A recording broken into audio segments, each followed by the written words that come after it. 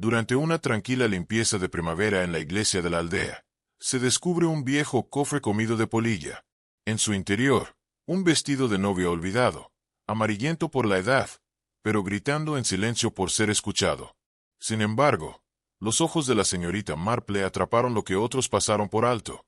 Una costura, extrañamente gruesa, extrañamente colocada, como si estuviera tejida no solo con hilo, sino también con secretos. Una novia que nunca llegó al altar, y una verdad, velada, enterrada en la confección. Ahora, con el tiempo, el rompecabezas del vestido de novia, el sol de la mañana, suave y sin prisas, se filtraba a través de las vidrieras de St. Mildred's, proyectando formas alargadas de color sobre el piso de piedra. Dentro del tranquilo templo, el tenue aroma del esmalte de lavanda se mezclaba con el de los libros de himnos y el viejo cedro. Era el día de la limpieza de primavera, un ritual del pueblo llevado a cabo más por costumbre que por necesidad, aunque a la esposa del vicario, la señora Edith Cranley, le encantaba declarar: la limpieza está al lado de la piedad, especialmente cuando se acercaba la Pascua. Entre el puñado de mujeres que se dedicaban a desempolvar candelabros y a pulir el latón, se encontraba la señorita Marple.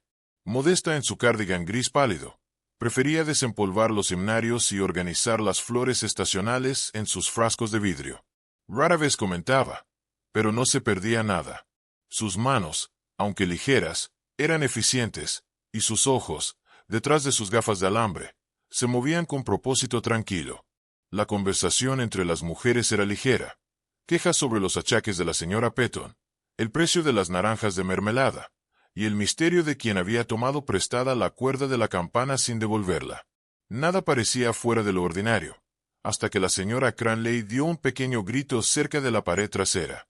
Había retirado una cortina de luto para revelar un cofre, que nadie recordaba haber visto antes. Era un cofre de cedro, grande y envejecido, que descansaba oculto tras una pila de reclinatorios y un antiguo puesto de flores. Las bisagras gimieron suavemente cuando la señora Cranley levantó la tapa, liberando una nube de aire rancio, con aroma a lino guardado por años. Dentro, había tela doblada, cremosa, amarillenta con el tiempo, pero sorprendentemente intacta. La señora Cranley alcanzó la capa superior. Lo que sacó era inconfundible: un vestido de novia, de estilo delicado, con modestia eduardiana, cuello alto y mangas de encaje. Era el tipo de prenda que hablaba de otra época, de moderación y gracia. Las mujeres murmuraron, sorprendidas. ¿Quién habría dejado esto aquí?, preguntó la señora Finch, sacudiendo la cabeza. Pero la señorita Marple no dijo nada. Sus dedos tocaron suavemente la tela. Notaron las costuras finas, el peso inusual en el corpiño, el grosor inadecuado de una costura. Su expresión no cambió, pero su pensamiento se agitó. «No hay etiqueta», murmuró la señora Cranley, «pero hay iniciales cosidas». Giró ligeramente el dobladillo. «Eje». La señorita Marple alzó la vista. «Eleyanena Gray», dijo suavemente, como si recordara una antigua oración inconclusa. No era la belleza del vestido lo que captó su atención, sino sus inconsistencias. El corpiño, aunque finamente cosido, tenía una costura mucho más gruesa que las otras, como si alguien hubiera añadido u ocultado algo debajo. Se fruncía ligeramente bajo la manga izquierda, donde una caída natural debería haber sido suave. Sus dedos exploraron esa sección con precisión, sintiendo algo que no era parte del diseño original. No comentó de inmediato. Permitió que las otras damas se maravillaran y especularan mientras doblaban el vestido para devolverlo al cofre. Pero, incluso cuando la señora Cranley discutía la posibilidad de presentarlo en la próxima exposición de cosecha, la mente de la señorita Marple ya vagaba hacia un momento en que aquellos vestidos no eran reliquias, sino promesas. Las iniciales confirmaron su sospecha. Hubo una Eleyanena Gray en Little Brackham, hacía muchos años. Una joven tranquila, de voz suave, con cariño por las campanas azules y la música de iglesia. Estaba prometida a casarse con Hugh Beaterby, cuya familia era dueña de Greyore Farm. Y luego, luego ella desapareció. Sin explicación. Sin rastro. La costura del vestido parecía susurrar cosas inacabadas. La señorita Marple empezó a escuchar más de cerca. Fue Edith Cranley quien, esa misma tarde, mientras servía té en el salón parroquial, llenó los huecos con la facilidad de quien había oído el cuento docenas de veces, aunque nunca lo creyó del todo. Estaba destinada a casarse con Hugh Betterby, dijo Edith, colocando la tetera cuidadosamente sobre la bandeja. Todos estaban en la iglesia esa mañana. Las flores, el coro, incluso ese primo terrible suyo que vestía púrpura en una ceremonia matutina. Y luego, nada. Eleanor nunca llegó. La señorita Marple agitó su té con suavidad, sin interrumpir. Dijeron que se escapó, continuó Edith. Algunos afirmaron que tenía un amante en Londres. Otros susurraron sobre nervios, disputas de herencia, o incluso un embarazo. Pero sin cuerpo, sin carta, sin señal. Hugh esperó más de una hora antes de que el vicario cancelara todo. ¿Y qué fue de Hugh?, preguntó la señorita Marple con voz serena, como una niña curiosa. Oh, se casó con la prima de Eleanor, Margaret. Un año después. La familia insistió en mantener todo en silencio. Margaret siempre fue la práctica. La señorita Marple asintió débilmente. Todo parecía bastante apropiado y bastante sospechoso. Las novias desaparecidas no se convierten simplemente en leyendas. Permanecen, especialmente en lugares tranquilos como Little Brackham, donde la historia no se desvanece, solo se asienta en el polvo. Más tarde ese día, de vuelta en su jardín de cabaña, la señorita Marple encontró sus manos podando brotes de rosa, mientras su mente vagaba persistentemente hacia el vestido, la costura y el nombre, Eleanor Gray. Los recuerdos revoloteaban como pétalos, de bailes en la aldea donde ella reía, de cómo la señora Betterby, la madre de Hugh, una vez dijo que jamás permitiría que su hijo se casara por razones tontas. Las rosas, pálidas y rosadas, habían sobrevivido a una helada tardía ese año. Y la señorita Marple notó su resistencia con cierta reflexión. Las personas, como las rosas, a menudo esconden sus secretos bajo las apariencias. Prosperan donde no deberían, o se marchitan cuando se espera que florezcan. Recordaba la naturaleza reservada de Eleanor, sus ojos inciertos, la forma en que siempre miraba por encima del hombro, como si esperara que algo la alcanzara. Y también pensó en cómo Edith Cranley había dudado antes de contar la historia. No para embellecerla, sino para suavizarla, como si una verdad hubiera sido cosida hace mucho tiempo en la memoria del pueblo y cerrada cuidadosamente. La señorita Marple siempre había creído que la tela contenía más que el desgaste. Tenía impresiones, calidez, a veces, si uno miraba de cerca, confesiones. Regresando en silencio a la iglesia a la mañana siguiente, la señorita Marple llevó unas tijeras de costura escondidas discretamente en su bolso. La sacristía estaba desatendida. La limpieza de primavera se había concluido, y la señora Cranley había dejado el cofre respetuosamente cerrado, pero desbloqueado. La señorita Marple se movió con cuidado, levantando el vestido una vez más a la luz. Lo giró. Sus dedos buscaron expertamente la costura desigual a través del corpiño. Con el suave roce del acero, abrió el hilo. Preciso, delicado, controlado. La costura cedió sin resistencia, y dentro de ella yacía un ligero arrugado de papel, doblado, viejo, dorado por la edad. Llevaba el perfume más débil, ahora desvanecido, y los bordes se estaban desmoronando. No lo abrió allí. Algunos secretos deben leerse en silencio, no bajo la mirada de los santos tallados sobre el estante del chaleco. Ella metió el papel en su cuaderno y refoldeó el vestido como si nada hubiera pasado. Pero algo había ocurrido. Su costura se había separado, y el pasado había comenzado a hablar. La señorita Marple sabía, por largos años de escucha tranquila, que el tiempo no borraba la verdad, solo la ocultaba, y, aun entonces, no muy bien. Al parecer, el vestido nunca se había usado, pero había llevado algo mucho más pesado que la seda. En la red tranquila de la memoria de la aldea, hay historias que nunca se asientan del todo, sino que se desplazan de una temporada a otra como el polvo en las vigas de la capilla. La desaparición de Eleanor Gray fue uno de esos cuentos en Little Brackham, no contada abiertamente, pero nunca extinguida.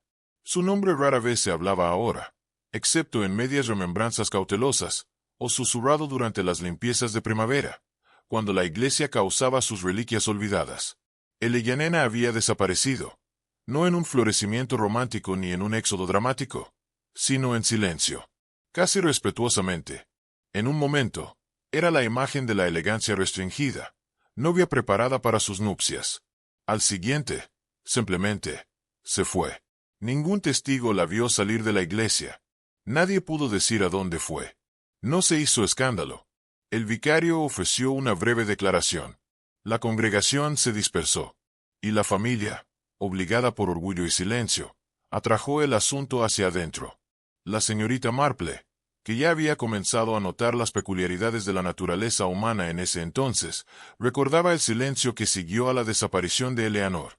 No era el silencio del duelo, ni exactamente de la vergüenza, sino el tipo reservado para asuntos que la compañía educada no discutía, a menos que se lo solicitaran. Y ahora, con el vestido desenterrado, y su extraña costura sugiriendo secretos enterrados por mucho tiempo, el silencio comenzaba a agitarse nuevamente, quebradizo, listo para fracturarse. El salón de la casa de la señora Bantry había servido durante mucho tiempo como arena suave para la opinión y la curiosidad, para encerrarse mutuamente bajo la apariencia de civilidad sociable. En esta tarde en particular, cuando el reloj marcaba las 3, la señorita Marple se encontraba sentada con la señora Bantry y la señorita Lytton, una maestra de escuela retirada cuyo recuerdo permanecía agudo respecto a los chismes de la aldea, incluso si su vista le había fallado un poco. La conversación comenzó, como solía hacerlo, con asuntos inexplicables, la dudosa calidad de la nueva mezcla de té de Grouse, un comentario pasajero sobre el compromiso inadecuadamente corto de los sobrinos del obispo.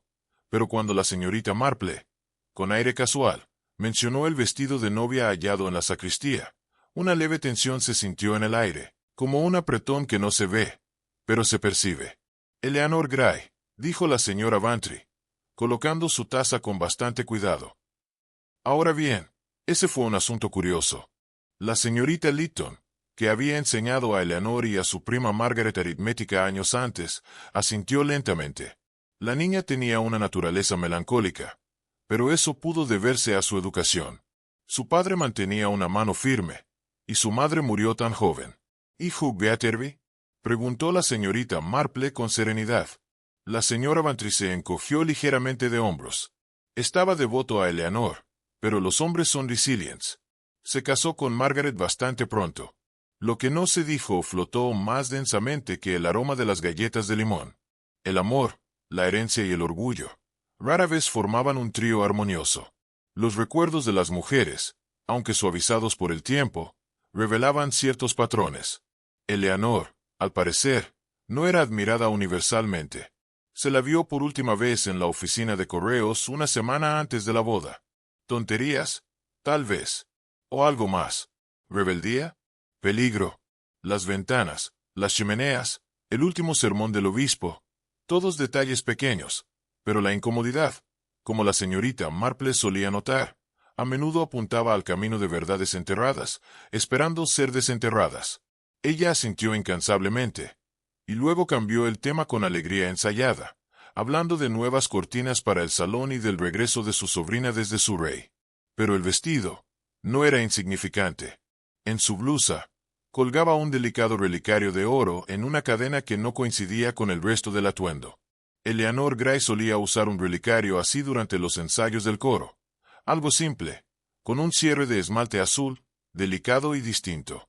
Ese tipo de baratijas no se olvidan fácilmente. Tampoco se adquieren dos veces sin motivo. Margaret notó la mirada de la señorita Marple. Por un momento, sus dedos se alzaron instintivamente hacia la cadena, como para verificar su presencia o protegerla. Entonces, sonrió, demasiado rápido. Un viejo recuerdo, dijo, sin elaborar. La señorita Marple no comentó. Le ofreció una despedida tranquila y salió a la fría luz de la tarde. Pero mientras caminaba de regreso por el sendero nupcial, llevaba consigo la certeza, esa certeza tranquila y firme, de que algunas reliquias no se heredan con permiso. Se toman por oportunidad, y se usan por quienes nunca debieron usarlas. Fue un jueves ligeramente nublado cuando un extraño llegó a Little Brackham, sus botas limpias, su abrigo de buen corte londinense, y una actitud agradablemente segura de sí. El recién llegado, que se presentó como el señor Gideon Gray, explicó con modestia educada que estaba buscando algunas historias familiares. Había estado rastreando su linaje, dijo, y creía estar distantemente conectado con los Gray de la granja Greyore.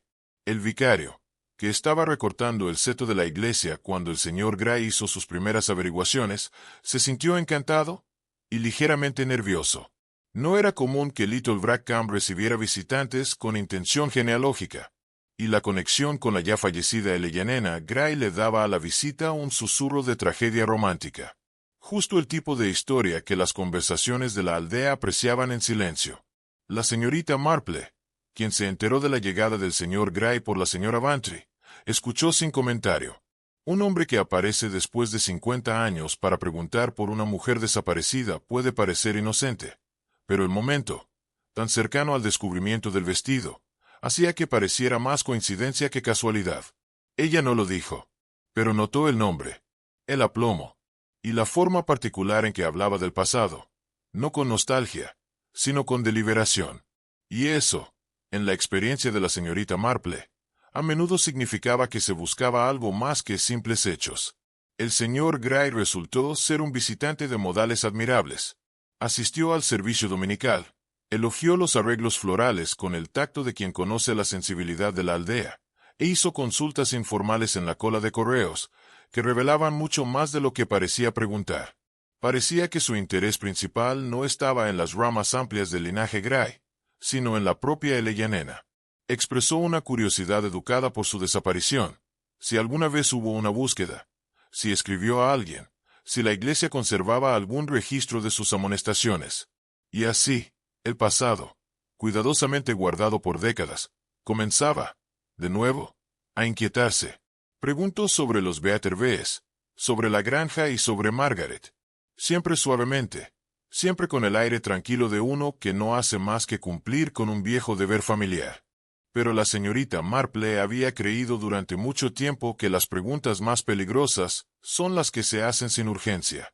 No era lo que dijo Gray, sino cómo preguntó. Su mirada no permanecía en los lugares o en los nombres, sino en las ausencias entre ellos. Nunca expresó tristeza, solo curiosidad. Y nunca preguntó por qué Eleanor había desaparecido, solo lo que se sabía, y quién había heredado qué. Tal interés puntual no era la marca del parentesco sentimental. Era la cuidadosa excavación de alguien con un mapa, que buscaba un cofre enterrado hace mucho tiempo, y que creía que se estaba acercando. El reverendo señor Annesley, un hombre con un aficionado perdurable por los libros de contabilidad eclesiásticos y el clero visitante, le tomó un gusto particular a Gideon Gray. Halagado por su tono respetuoso y su reverencia aparentemente sincera por el papel de la iglesia en la vida de la aldea, el vicario pronto le otorgó acceso a los registros polvorientos y rara vez perturbados almacenados en el antiguo escritorio del vestry. Estos incluyeron los registros de bautismos, las amonestaciones y los entierros. Cuidadosamente mantenidos, aunque amarillentos, el señor Gray los examinó durante varias tardes tranquilas, sentado bajo la ventana este. Su atención permaneció en algunas entradas seleccionadas, la grabación de las amonestaciones de Eleanor Gray con Hugh Betterby, la ausencia de un registro de matrimonio posterior, y una anotación en el margen, desvanecida hacía tiempo, que sugería que la boda fue pospuesta, sin proporcionar explicación alguna. La señorita Marple, quien pasó por el vestry para organizar las flores del altar uno de esos días, intercambió algunos comentarios agradables con el visitante. Era cortés como siempre, aunque su interés en Eleanor parecía menos el de un descendiente afligido, y más el de un hombre que verifica una cuenta. Cuando se le preguntó si la había conocido, respondió simplemente que las historias familiares a menudo tenían más preguntas que respuestas, y que siempre había sentido que había algo inacabado. Sonrió al decirlo, una sonrisa que la señorita Marple encontró perfectamente ensayada. El señor Creswell, el abogado local, había sido durante mucho tiempo el guardián de los asuntos legales más delicados, testamentos, escrituras de tierras, y la disputa familiar de Little Brackham sobre un broche perdido o una lápida discutida. No era conocido por el sentimentalismo, pero sí por la discreción, y fue a él a quien el señor Gray acudió a continuación. Su conversación, realizada detrás del vidrio esmerilado de la oficina del abogado, no se conoció públicamente en detalle, pero el resultado se hizo evidente pronto, cuando el señor Kresgel comenzó a hablar en términos cautelosos sobre las implicaciones legales de la desaparición de Eleyanena. Como explicó a algunos oyentes seleccionados en la mesa del almuerzo del Red Fox, si Eleyanena se había casado y tenido un hijo, cualquier herencia restante técnicamente descendería a través de esa línea, incluso si ella misma hubiera muerto sin reclamar su posesión. Esta revelación se llevó con una prisa tranquila a través del pueblo, encendiendo una pequeña llama de especulación. ¿Eleanor había huido para evitar la desgracia? ¿Se había casado en secreto y era el señor Gray el resultado de esa unión? ¿O simplemente estaba agitando el viejo polvo por razones de ganancia? La señorita Marple permaneció en silencio, pero sus pensamientos se agitaron. La ley, ella sabía, seguía el papel, pero la verdad, particularmente en las aldeas, seguía el silencio. Y, a menudo, era el abogado quien tenía ambos. A medida que pasaron los días, el señor Gray fue invitado a tomar el té por no menos de 5 hogares, incluyendo el vicariato y la viuda Ascroft, quien no había recibido a un caballero desde que se disolvió el último comité de la Feria de la Cosecha. Escuchaba atentamente, hablaba con calidez, y nunca parecía presionar.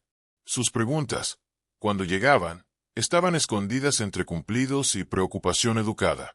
Los aldeanos, en su mayoría, lo encontraban encantador, un hombre educado, respetuoso de las tradiciones, y con esa leve cadencia londinense que le prestaba un toque de exotismo.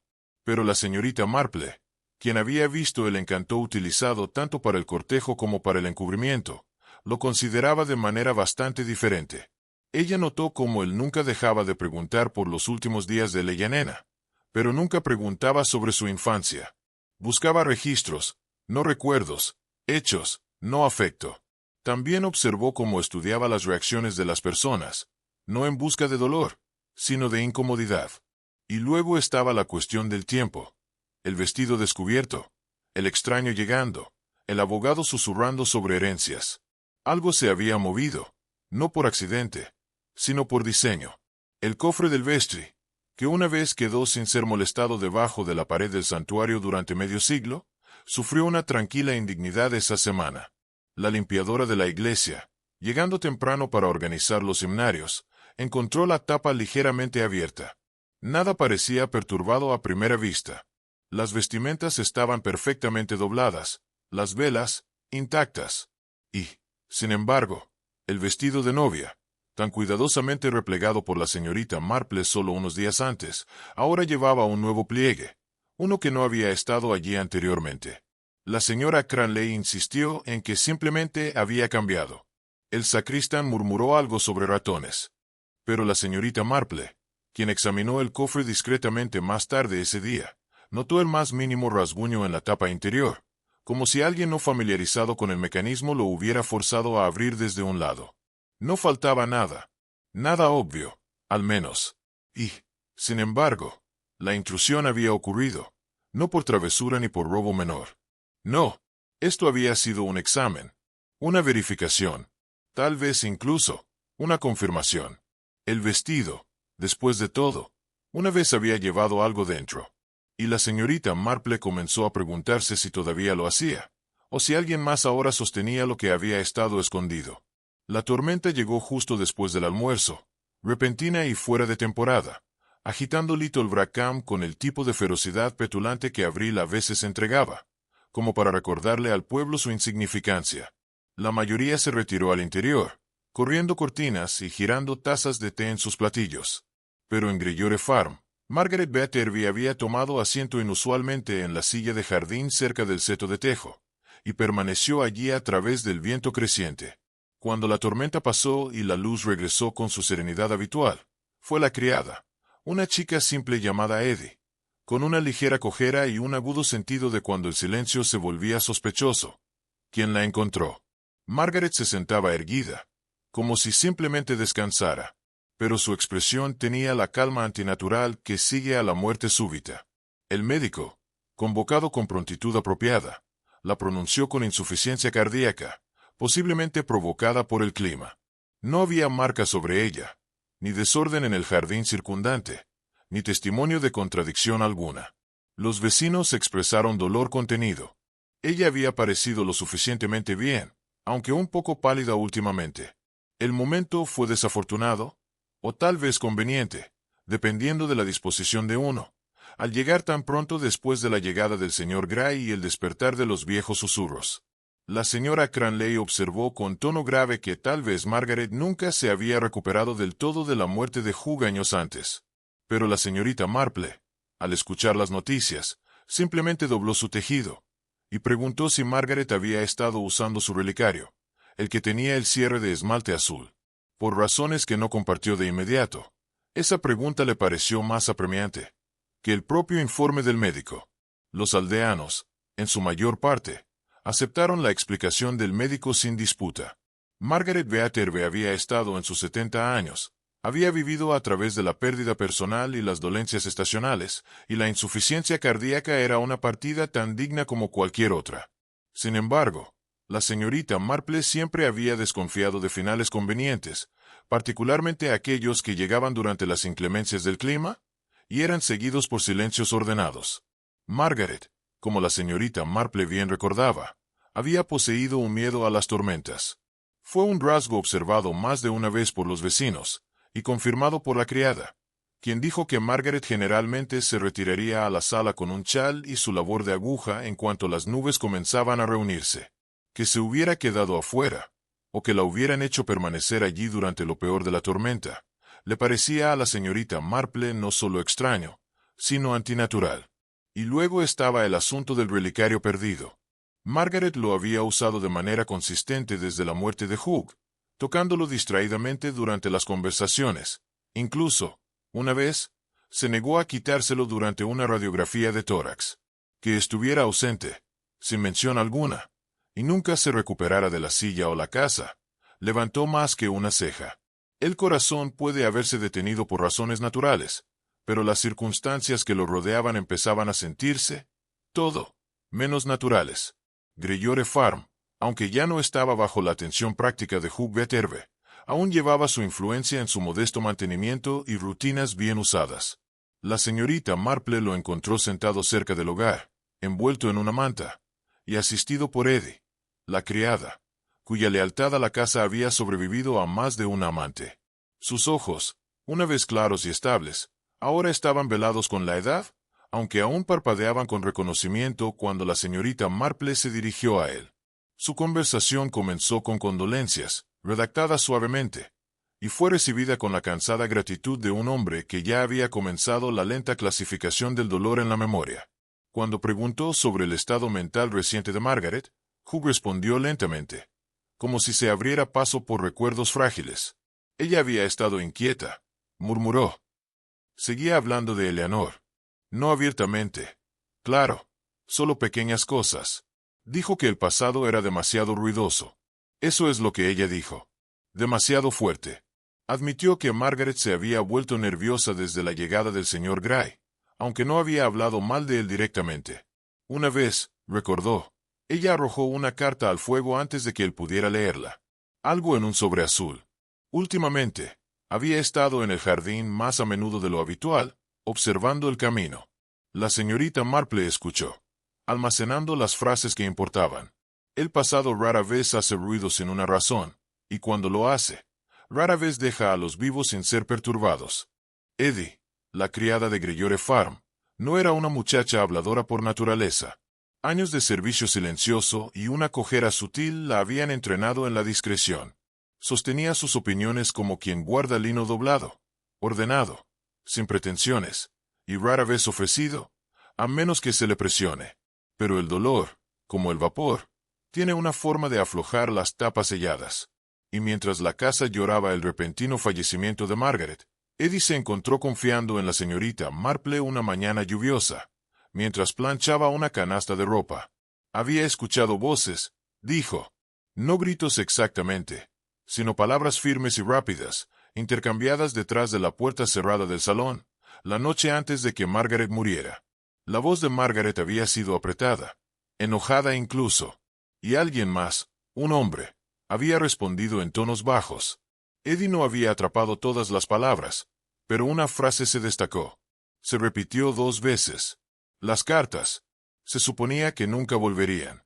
Eso la sorprendió como extraño. No se había mencionado ningún visitante esa noche, y no pudo identificar la voz. Pero la puerta había permanecido cerrada casi media hora. Cuando se abrió, Margaret emergió pálida y temblando. No dijo nada. Esa noche, apenas tocó su cena y se retiró temprano. La señorita Marple agradeció a la joven con suavidad, pero sus pensamientos ya habían cambiado de marcha. Cartas, un secreto, y alguien que temía el regreso de una verdad, enterrada hace mucho tiempo. Aunque el informe del médico declaraba que no había nada sospechoso en la muerte de Margaret, la señorita Marple nunca fue de descartar pequeñas incongruencias, especialmente aquellas que permanecían, como un perfume después de que su portadora se ha ido. Su regreso a Greyore Farm, aparentemente para ofrecer un frasco de mermelada verde preservada, fue breve y discreto, pero le permitió un momento tranquilo sola en el jardín, donde la silla todavía estaba de pie, vacía y poco notable. La hierba debajo había sido aplanada por la tormenta.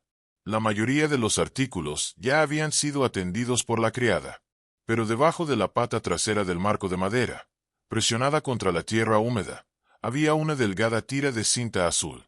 Era seda, de un tejido más antiguo, y tenía trazas débiles de bordado, una vez vibrantes, aunque ahora desvaídos. La señorita Marple la reconoció de inmediato. Coincidía en color y textura con la faja cosida en la cintura del vestido de novia de Eleanor Gay. Nadie había visto esa cinta en décadas. No había sido parte de la exhibición de Vestry, y ciertamente Margaret no la había usado en años. Y, sin embargo, ahí estaba, cerca de su lugar de descanso final, como si se hubiera caído a toda prisa, o se hubiera desgarrado en un momento de prisa, o lucha. No era prueba, todavía no, pero era evidencia de una conexión que había sido oculta, y tal vez, de una presencia que había regresado a atar el pasado, una vez más, al presente.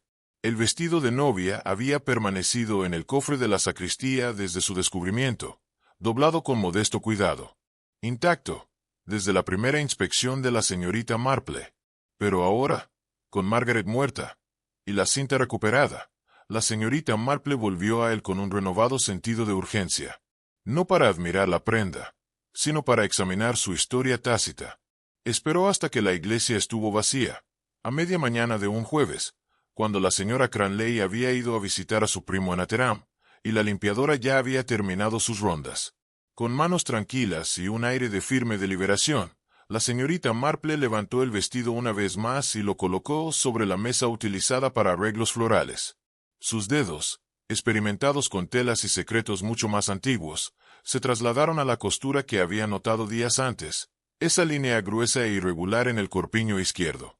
Tomando sus pequeñas tijeras de costura de su bolso, cortó cuidadosamente las puntadas, revelando una cavidad delgada dentro del forro.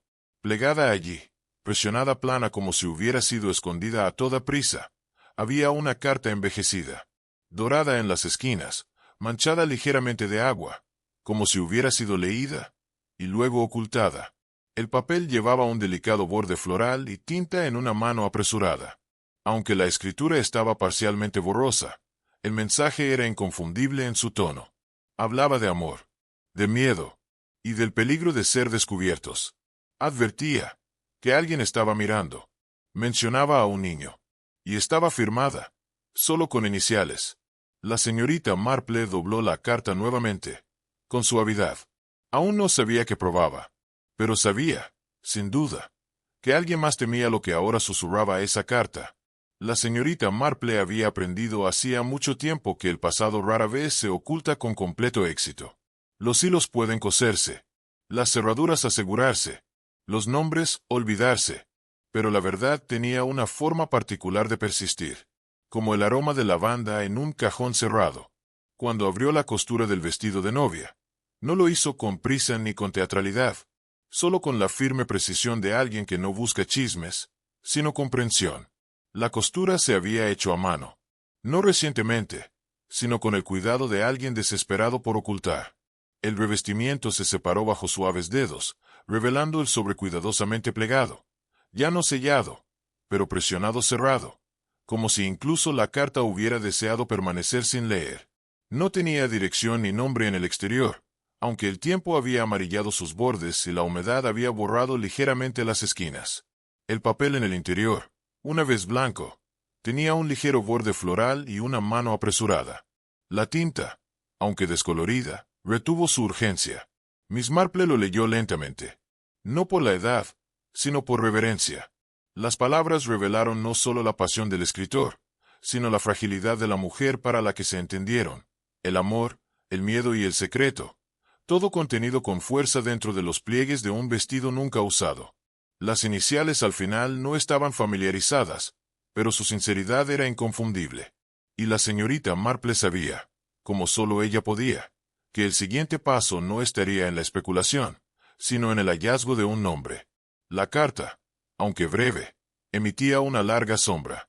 Se había escrito a toda prisa, probablemente unos días antes de la fatídica boda, y tenía el temblor de alguien desesperado, pero determinado.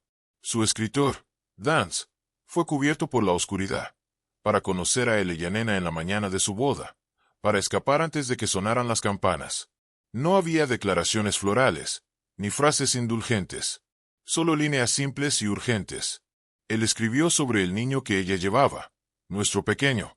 Lo llamó, y de su determinación de proteger tanto a la madre como al niño del padre de Eleyanena, cuya desaprobación aparentemente había alcanzado el nivel de amenaza. El hombre había sido un soldado estacionado cerca, y ahora se le había concedido una breve licencia. Se mencionó una pequeña herencia, lo suficiente para viajar y sobrevivir. Le pidió a Eleyanena que trajera solo lo indispensable, y que dejara el vestido, un señuelo para ganar tiempo. Miss Marple leyó las líneas 2 veces. El tono era claro. Este no era un hombre que abandonara a su amante, sino uno que suplicaba que huyera de un mundo que nunca la perdonaría. La pregunta, sin embargo, permanecía. ¿Había seguido Eleyanena el plan? ¿O alguien más lo había descubierto primero? La firma era firme pero sin adornos. No había apellido, ni ubicación. Solo una cita la semana anterior a la boda, y la inquietante esperanza de un futuro que, si ocurrió, vino sin testigos. En un pueblo como Little Brackham, la memoria vive no solo en documentos y cementerios, sino en los rincones de mentes tranquilas que han visto demasiado, y a las que se les ha pedido que digan muy poco. La señorita Marple, que posee una habilidad inigualable para distinguir la memoria que se desvanece del silencio selectivo, llamó a la señorita Javes, una vez criada en el hogar gris y ahora retirada en un modesto bungalow cerca de la iglesia. La señorita Javes, aunque frágil, retenía claridad donde contaba.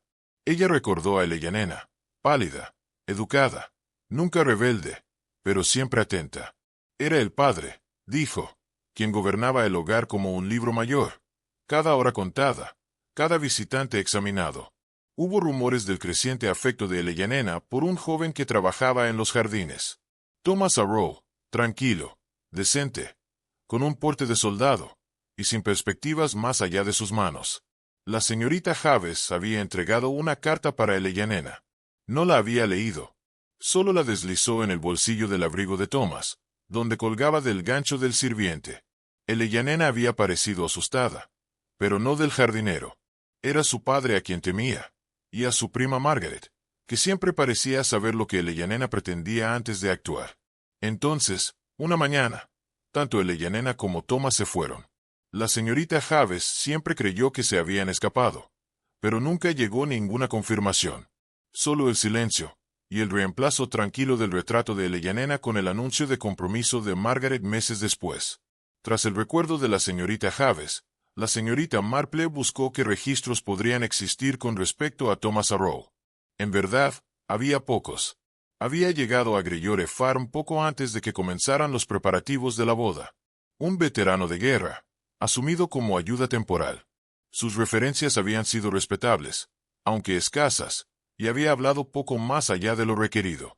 Lo que golpeó a la señorita Marple no fue la presencia de registros, sino su ausencia. Después de la fecha de la desaparición de Eleyanena, no existía más rastro de Arrow en los roles parroquiales, ni en los libros de empleo. No dejó ni deuda ni posesiones, y nadie recordó haberlo visto empacar una bolsa o cobrar salarios. Simplemente, dejó de ser. Algunos en el pueblo, cuando se le solicitó delicadamente, recordaron al jardinero, una sombra solemne guardada para sí mismo, dijo una. Otro lo describió como gentil con los animales. No hubo acusaciones, pero había algo más, una suposición tranquila de que Arrow había sido despedido, que había seguido el camino de muchos hombres jóvenes sin familia, y se fue al sur, al mar, o a la bruma industrial de las ciudades, donde los nombres se olvidan. Sin embargo, la señorita Marple dudaba de tal final. Su repentina ausencia, combinada con la de Leyanena y ahora el descubrimiento de la carta, señalaba a un hombre que no había huido, sino protegido. Si tuvo éxito, o si también fue silenciado por haber sido visto, aún no estaba claro. Aún así, las iniciales ahora tenían un nombre, y con él, una posibilidad. La próxima visita de la señorita Marple fue a la oficina del señor Creswell, aparentemente para aclarar un detalle menor sobre los límites de la tierra de la iglesia. Hizo sus preguntas con precisión característica, modestamente vestida como siempre, su bolso escondido a su lado. Pero su ojo, siempre alerta, cayó sobre un viejo libro de contabilidad de pagos de anualidades, mantenido separado de los volúmenes más nuevos. Con un comentario informal sobre cuántas viudas parroquiales se habían mantenido a flote por fideicomisos olvidados, convenció a Creswell para que le permitiera un vistazo. Allí, cuidadosamente ingresado en tinta desvaída, había una línea de pago que comenzó en 1912 y cesó abruptamente en 1917. El destinatario, la señora Arrow. La cantidad, modesta pero consistente. Miss Marple no hizo exclamación, ni jadeo. Solo asintió, como si se aferrara a la estabilidad de la escritura a mano. Pero, dentro, las piezas comenzaron a ensamblarse. El Leyanena no había desaparecido sin rastro. Se había convertido en alguien más, en silencio, legalmente, y con suficiente apoyo para sobrevivir. La pregunta que seguía, sin embargo, no era a dónde había ido, sino quién la había financiado, y por qué la habían mantenido tan escrupulosamente escondida. Hay secretos enterrados bajo el escándalo, y luego están los escondidos suavemente, detrás de cortinas respetables, conservados no por vergüenza, sino por necesidad. Mientras la señorita Marple caminaba a casa a través del pueblo, su mente hilaba el patrón que ahora se formaba con una claridad cada vez mayor. El vestido, la carta, la cinta, el relicario, todos hilos que conducían a la supervivencia de Leyanena, y tal vez, a su maternidad. ¿Pero quién lo sabía? ¿Quién se aseguró de que no quedara indigente? Los pagos debieron ser organizados por alguien con acceso, discreción y motivo. La repentina llegada del señor Gray ahora se sentía menos accidental, y más inevitable. ¿Había venido a buscar una herencia? ¿O la verdad de su propio comienzo? Y si Leyanena vivió, tuvo un hijo y murió en silencio bajo otro nombre, entonces alguien en Little Brackham lo supo todo el tiempo. Alguien ayudó. Alguien mintió. Y tal vez, alguien mató para mantenerlo enterrado. El sendero que llevó a la señorita Marple lejos de Little Brackham no estaba lleno de escándalos o rumores, sino de libros de contabilidad financiera, las firmas silenciosas de aquellos que preferían dejar huellas en cifras, en lugar de palabras. El nombre de la señora Arrow, señalado en los libros del abogado, se había asociado con una anualidad pagada constantemente entre 1912 y 1917. La dirección del banco enumerada era rural en Devon. Se necesitó poca persuasión para que un primo de Miss Marple en Barnstable proporcionara una modesta introducción al rector allí. Y así, a su debido tiempo, la señorita Marple se dirigió a una pequeña capilla retirada, metida en los pliegues del campo de Devonshire. Era un lugar tranquilo, retirado de las presiones del apellido y el escrutinio local. Había servido una vez como hogar para un cura y luego como el alojamiento de una viuda en circunstancias reducidas. El nombre Arrow fue recordado por uno de los Vestry Clarks, principalmente debido a un modesto legado hecho al fondo de la capilla tras su muerte. Había vivido allí con discreción y poca interacción, salvo con una ama de llaves, y había sido enterrada en los terrenos de la capilla. La señorita Marple solicitó permiso para ver la tumba. No esperaba que fuera elaborada, y no lo fue. Pero lo que reveló no podría haber sido más fuerte si hubiera sido grabado en oro. Era una lápida modesta, sin adornos, salvo por las palabras: Amada Madre, 1889 a 1917. No había apellido, ni una dedicatoria, y ninguna mención de esposo o hijo. Pero para la señorita Marple, la ausencia de detalle decía más de lo que cualquier elogio grabado. Había muerto allí, lejos de la aldea que la había juzgado y confinado. La señorita Marple absorbió esto con la solemnidad que exigen tales revelaciones. Comenzaba a formarse, quizás, la imagen de una madre que nunca había sido reconocida. Alguien la estaba siguiendo. La anciana sacudió la cabeza. El orfanato. Un fantasma. Sussex. Los grises. Preguntas. ¿Había sido la verdadera causa de su muerte el orfanato? Al principio no dijo nada. Solo se sentó con las manos dobladas. Luego, en silencio, admitió que había sabido, o al menos temido, la verdad durante muchos años. Hubo cartas, dijo, extrañas, sin firmar, que venían sin dirección de devolución. Me dijeron que no preguntara, pero siempre sentí que me habían dejado caer en la historia inacabada de otra persona. No había venido a buscar propiedades, explicó, ni una herencia.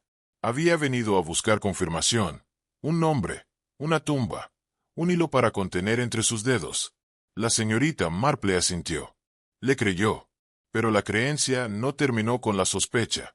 Alguien más que sabía había temido la misma verdad, y había estado dispuesto a terminar una vida para mantenerla oculta. Entre las pertenencias preservadas de Leyenena, transmitidas discretamente por el director de la capilla a Miss Marple después de su visita, se encontraba un paquete de artículos pequeños, la gorra de lana de un niño, una ramita prensada de lavanda y una segunda carta, nunca enviada. Estaba dirigida simplemente a Margaret, si alguna vez se encontraba. La escritura a mano era más temblorosa que en la primera, el papel más usado. Las palabras eran más cortas, recortadas, tensas.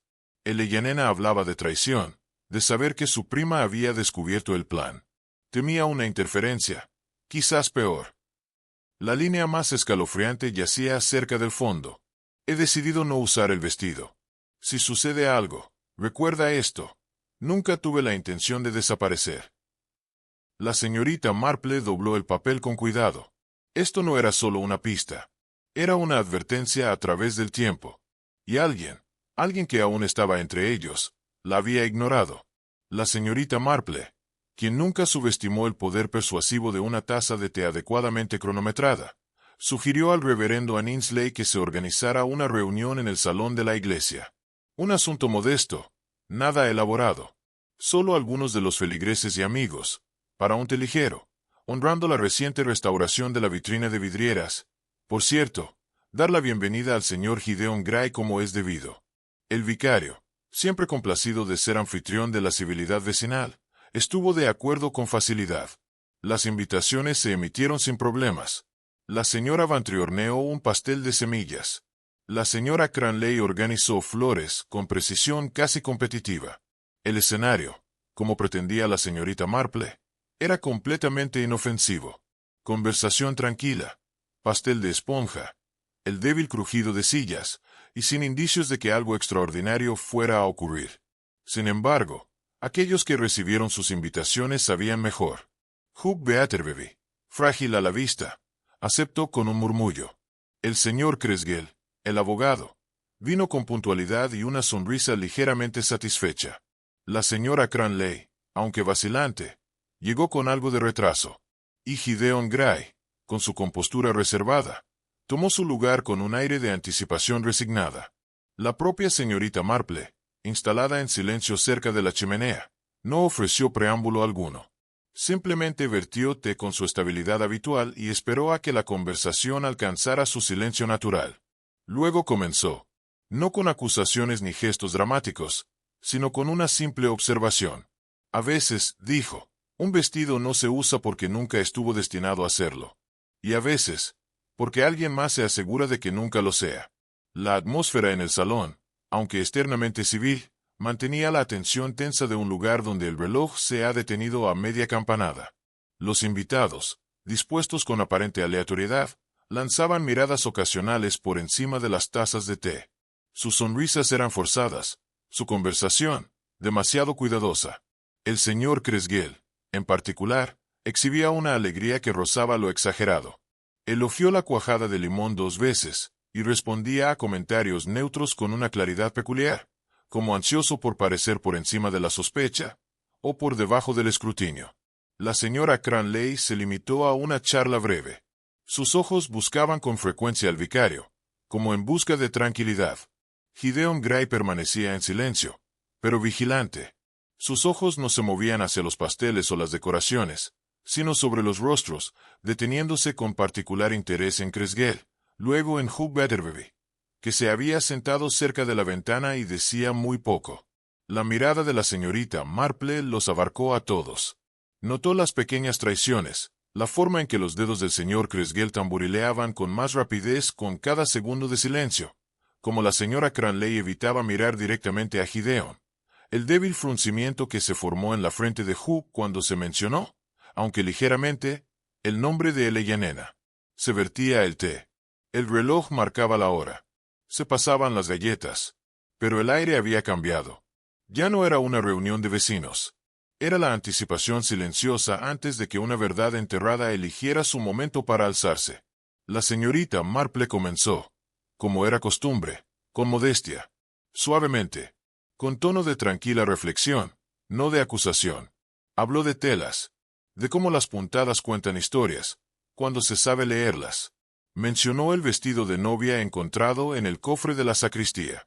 No con dramatismo, sino con leve asombro, como si simplemente hubiera llamado su atención por casualidad.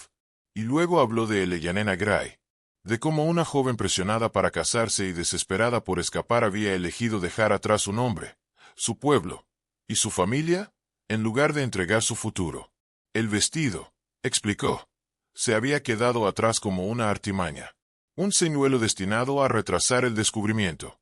Eleyanena había planeado huir con el hombre que amaba y comenzar una vida tranquila en otro lugar, por el niño que llevaba. La carta cosida en el corpiño, dijo suavemente, dejaba clara esta intención. Estaba firmada por Thomas Arrow, un hombre que alguna vez fue empleado en Greyore Farm, ahora olvidado.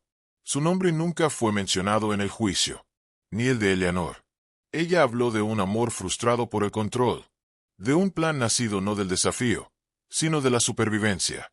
Y cuando sus palabras terminaron, atravesando la habitación como el lento desentrañamiento del hilo de bordado, nadie se atrevió a interrumpir. No hasta que el tapiz que había comenzado a descifrar empezó a mostrar la forma de algo mucho más preocupante. Hay robos tan sutiles que no perturban el polvo. La voz de la señorita Marple se suavizó mientras se volvía hacia el asunto de Margaret Betterby, la prima que, a los ojos de la aldea, había entrado simplemente en el espacio dejado atrás por una niña desaparecida. Pero la señorita Marple dijo, ¿y si ese espacio había sido trasladado y deliberado? Una decisión tomada al filo del peligro. Eleyanena, cautelosa, había cambiado de opinión en el último momento y se negó a usar el vestido. Un instinto que quizás nació del miedo, o de la previsión. Y Margaret, descubriendo la traición, había actuado con compasión, pero también con cálculo. Marple propuso esto tranquilamente, pero con una certeza innecesaria, que Eleyanena no había desaparecido por accidente, sino por decisión de alguien más. El silencio se extendió. Estar expuesto. Ser descubierto. Regresó la voz de la señorita Marple. Señaló la letra de la segunda carta, idéntica en estrecha comparación con la de los viejos registros de pago. Nada. Su sonrisa se desvaneció, no en pánico, sino en renuncia. Su brazo, y a saber, su corazón. Solo un nombre y una cita. Siempre imaginado, pero nunca escuchado. La señorita Marple, al enterarse de la visita a la capilla unos días después, no hizo ningún comentario. Creía firmemente que algunas reuniones no requieren testigos, solo paz. Y la piedra, aunque simple, marcó no solo una tumba, sino la corrección silenciosa de un nombre negado por demasiado tiempo. Eleyanena Gray nunca había desaparecido. Había sido enterrada, no en la tierra, sino en silencio. Y ahora, por fin, había sido nombrada. Después de las revelaciones, se abordó la cuestión de la herencia, una vez escondida bajo pretextos legales y evasiones éticas, con la cuidadosa gravedad que merecía. El señor Creswell, ahora retirado de la práctica y bajo una investigación formal, hizo una confesión tranquila a cambio de clemencia. Citó presión, secretos y miedo al escándalo en los años posteriores a la desaparición de Eleyanena. El patrimonio, ya hace tiempo disminuido, se puso en una modesta confianza. Gideon, como heredero legítimo de Eleyanena, rechazó cualquier enriquecimiento personal más allá de cubrir los costos legales y destinar fondos al mantenimiento de los terrenos de la capilla en Devon. El vestido de novia, una vez doblado en un cofre de cedro y considerado olvidado, recibió un destino diferente. La señorita Marple sugirió que se conservara, no para la moda ni el espectáculo, sino para el recuerdo. Fue presentado a la pequeña sala de historia local en St. Mildred's, acompañado de una breve nota sin firmar que hablaba de mujeres que alguna vez vivieron en la sombra, y de historias encontradas en las costuras. Los visitantes a menudo se detenían frente a él, señalando las costuras elegantes, la ligera decoloración cerca del corpiño, el aire de quietud que llevaba consigo. Pocos sabían su historia completa, y no se les decía. No era una reliquia de romance, sino un testimonio de todo lo que casi había sido borrado, y que ahora, cuidadosamente, se restauraba. El fallecimiento de Hugh Beaterby, que ocurrió poco después de los eventos en el salón de la iglesia, no estuvo marcado por drama ni sorpresa. Se había vuelto más tranquilo en las últimas semanas, comía menos, dormía más, su mente a menudo se desplazaba a lugares sin nombre. Cuando Eddie, la criada, lo encontró una mañana, todavía en su silla con un chal tirado sobre las rodillas y los restos de una carta en el regazo, no hubo dolor. Solo el silencio que llega cuando la última vela en una habitación oscura se extingue, suavemente. Nunca volvió a hablar de Eleanor, ni tampoco de Margaret, tras la presentación de la verdad. Pero una tarde pidió a Eddie que le trajera el viejo relicario del cajón. Lo miró durante largo rato, y luego lo colocó en una pequeña caja de madera marcada simplemente para recordar. La señorita Marple escuchó las noticias mientras atendía sus rosas. Asintió una vez, no en dolor, sino en comprensión. Hugh había llevado el peso de la desaparición de dos mujeres, una, a través del engaño, la otra, como consecuencia. Ninguna de las dos fue orquestada por él, pero ambas pasaron bajo su techo, sin que él actuara. Al final, tal vez había esperado que el silencio lo protegiera. Pero el silencio, como la señorita Marple sabía demasiado bien, nunca es un escudo confiable. La primavera regresó a Little Brackham con su modesto esplendor habitual. Narcisos a lo largo del camino, yedra fresca en la pared de la iglesia y la primera floración de rosas en el jardín de la señorita Marple. Fue debajo de uno de esos arbustos, rosa pálida y ligeramente salvaje, donde ella y la señora Bantry se sentaron con tazas de té y una satisfacción cautelosa. Hablaron, como solían hacer, de los jardines, de los desafortunados sermones del nuevo cura, y de la próxima organización benéfica. Pero entretejido suavemente bajo la superficie estaba el conocimiento de que algo había cambiado. No en el pueblo, que seguía tercamente igual, sino en su memoria. La señora Bantry, siempre con opiniones firmes, comentó que nunca había confiado en Margaret Beaterby. Sonreía con demasiada frecuencia, y nunca decía lo suficiente. La señorita Marple no la contradijo.